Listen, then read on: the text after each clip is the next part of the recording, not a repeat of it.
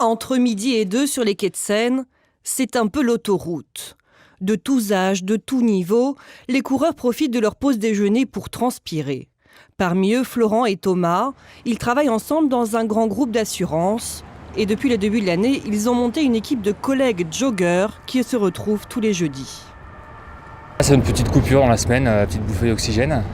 Puis on s'est rendu compte qu'entre midi et 2, c'était plutôt bien placé dans la journée pour être en forme l'après-midi et finir la journée de travail.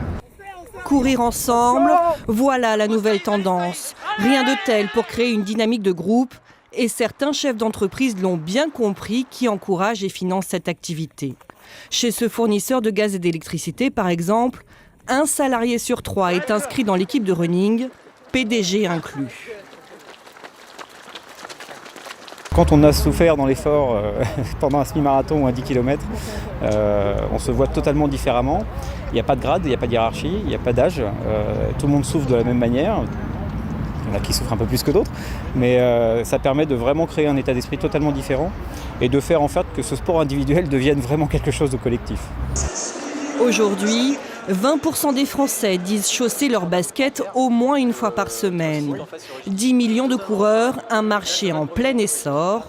Les équipementiers cherchent tous à capter cette clientèle souvent aisée. Voilà par exemple une chaussure dernier cri qui contient à elle seule 5 brevets technologiques. 310 grammes, semelle argentée pour les femmes, dorée pour les hommes, 250 €. On sent beaucoup la rigidité derrière et elles sont effectivement plus stables. Donc ouais, ça va me faire du bien. Mais aujourd'hui, la tendance est aux équipements connectés. Il aura fallu 2 ans de recherche pour mettre au point cette chaussure qui permet en temps réel de corriger sa posture. On a donc 2 capteurs qui sont à l'intérieur de la chaussure qui permettent de pouvoir vérifier si, quand vous êtes en train de courir, vous êtes plus sur l'arrière de la chaussure, sur le milieu ou sur l'avant.